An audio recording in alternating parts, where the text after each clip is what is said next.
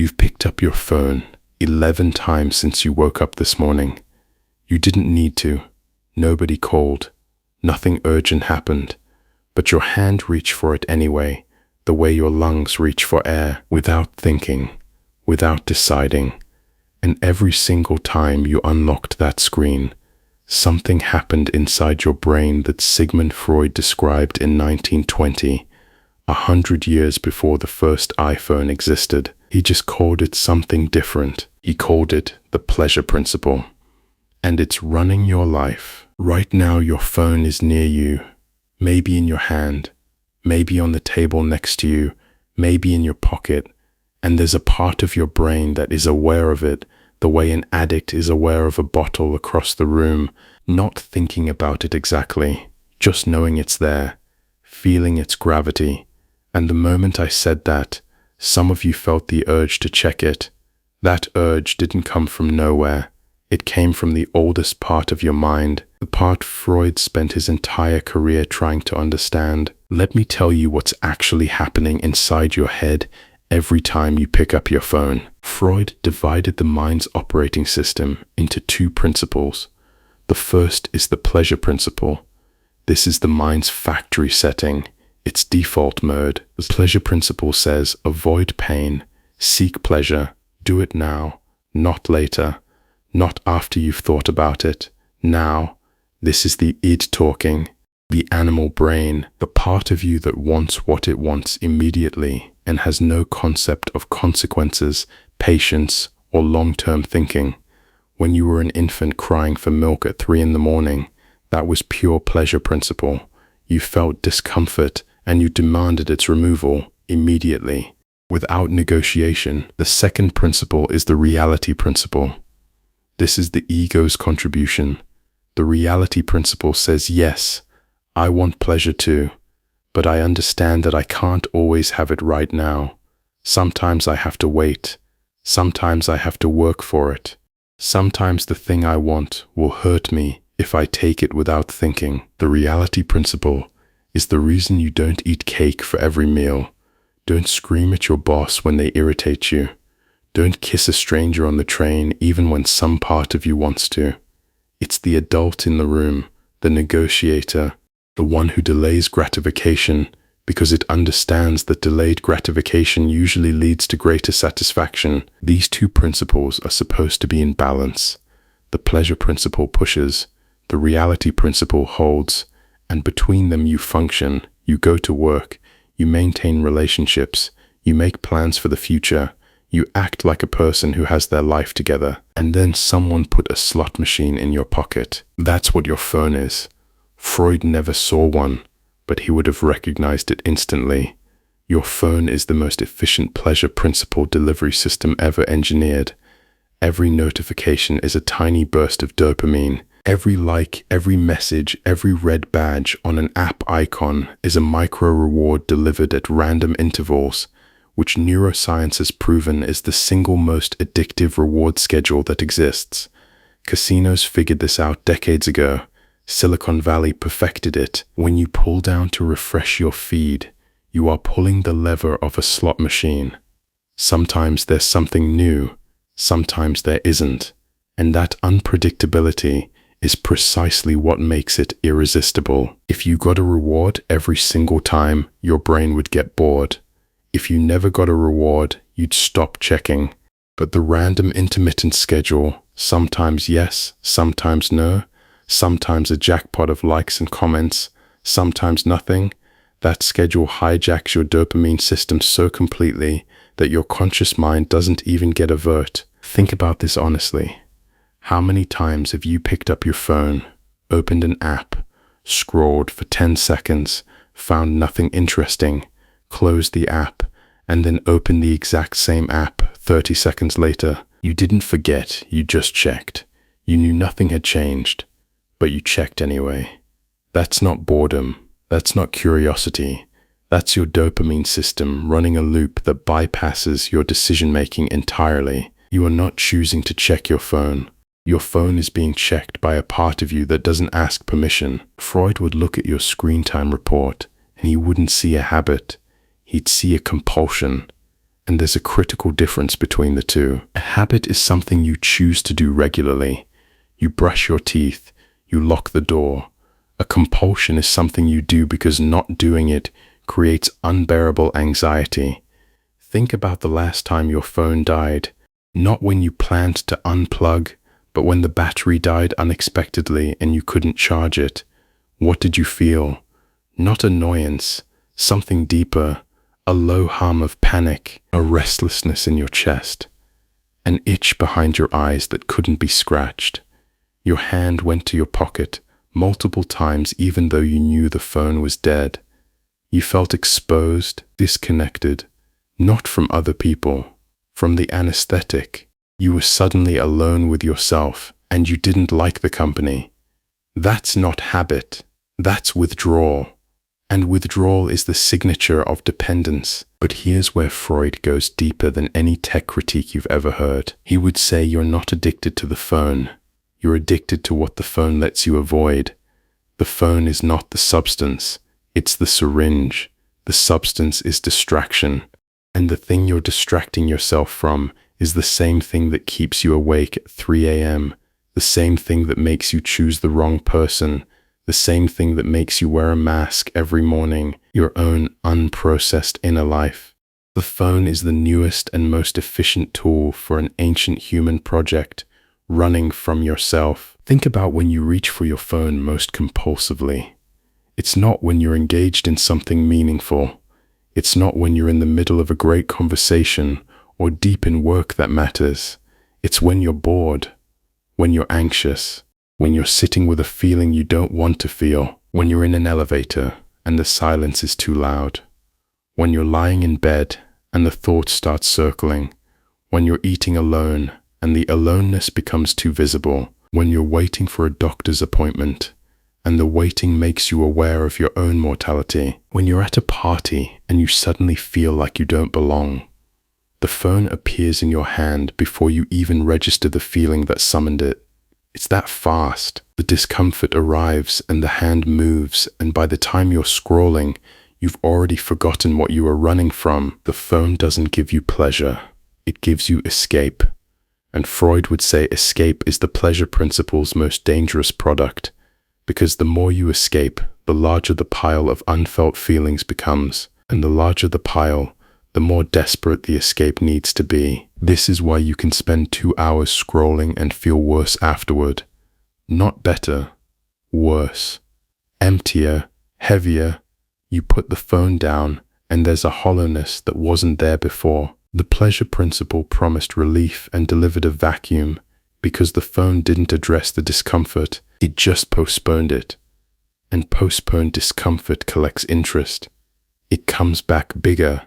The anxiety you avoided at 8 p.m. returns at 3 a.m. with reinforcements. The loneliness you numbed with an hour of TikTok returns at midnight as a formless dread that you can't even name. You traded 10 minutes of avoidance for 3 hours of insomnia. The pleasure principle made the trade and didn't tell you the exchange rate. Freud saw this exact pattern in every addiction he ever studied. The structure is always the same. An intolerable feeling arises. The ego, unable or unwilling to process it, reaches for the nearest anesthetic. The anesthetic provides temporary relief. The relief fades. The feeling returns, now stronger because it was suppressed rather than experienced. The ego reaches again. The cycle accelerates. The gap between each reach gets shorter. The relief gets thinner. And eventually the reaching itself becomes the source of pain. But stopping feels even worse than continuing. Your phone isn't different from any other compulsion. It's just more socially acceptable. Nobody stages an intervention because you check Instagram 40 times a day. Nobody calls it a problem because everyone else is doing the same thing. But the mechanism is identical. The dopamine hit, the crash, the reach, the hit, the crash, the reach, the loop. And notice what you do on your phone at night versus during the day. During the day, you use it functionally. Emails, maps, messages. But after midnight, the phone becomes something else entirely. After midnight, you're not using the phone. The phone is using you.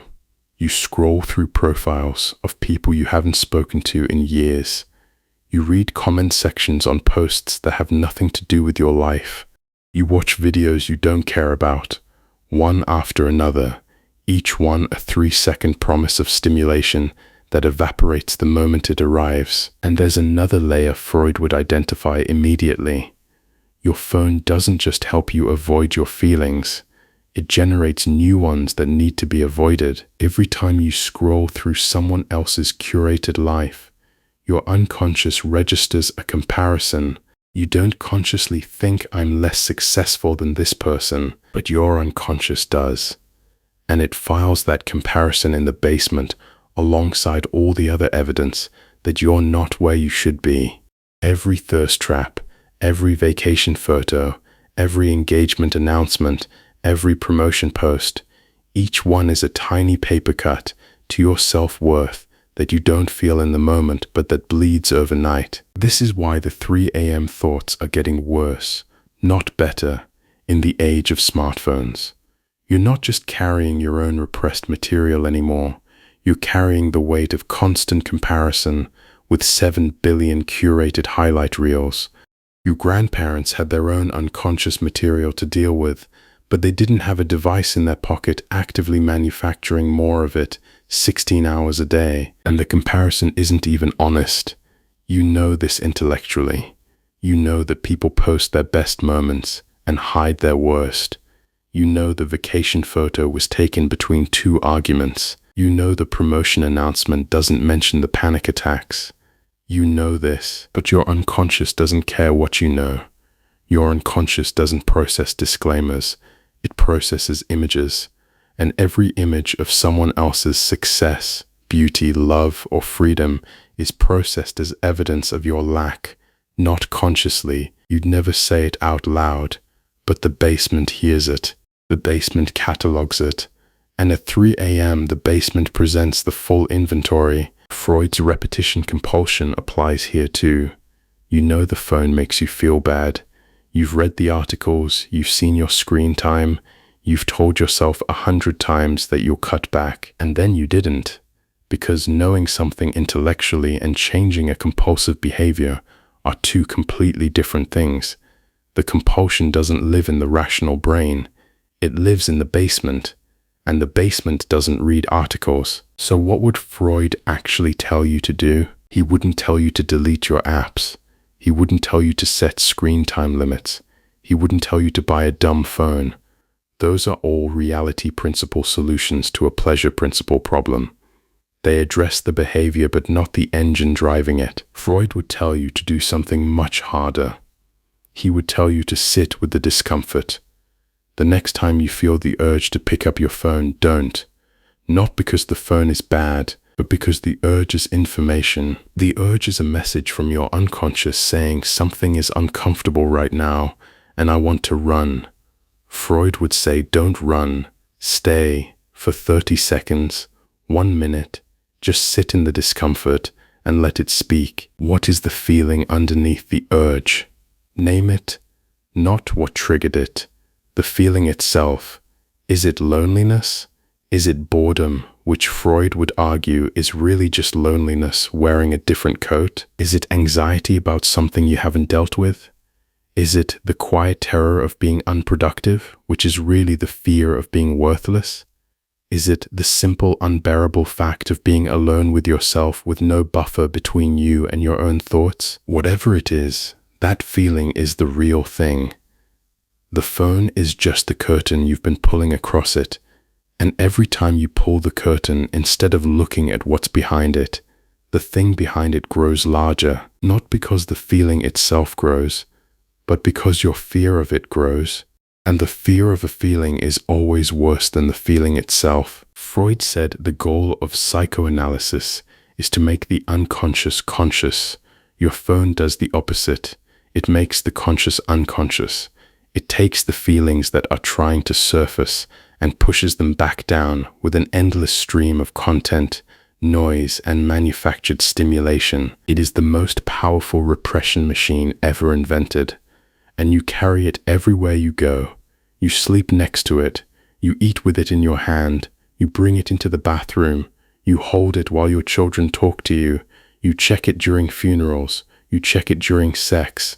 You check it in the gaps between everything that matters, and the checking has become so constant that the gaps have disappeared. There are no more empty moments in your life, and empty moments are where self-awareness lives. You have paved over every silence with content, and now you wonder why you feel like a stranger to yourself. Tonight, try this.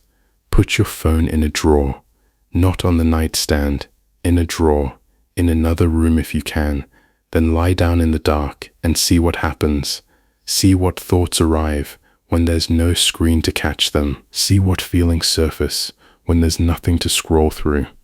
It will be uncomfortable. Your hand will reach for the nightstand and find nothing. Your brain will offer you reasons why you need it nearby. What if there's an emergency? What if someone calls? These are the ego's rationalizations, and you've heard them before. Stay in the dark. Stay in the silence. Let the discomfort wash over you like a wave. It peaks and it passes. That's what feelings do when you let them exist instead of numbing them. They arrive, they peak, and they pass. The phone never lets them pass because the phone interrupts the cycle before the feeling can complete itself. You've been hitting pause on your own emotional processing for years. Tonight, let one feeling play to the end. It might be the most uncomfortable 5 minutes of your day, but those 5 minutes will teach you more about yourself than 5 hours of scrolling ever could, because the silence isn't empty. It's full of everything you've been drowning out. But your phone isn't the only place you hide from yourself. Sometimes the hiding place isn't a device, it's a person. Sometimes you construct an entire identity around someone else, so you never have to sit alone with your own. In our next session, we'll talk about why the person you pretend to be isn't protecting you, it's replacing you. This has been your session on the Couch Freud. If you want to understand what your mind is hiding from you, subscribe. New sessions every day.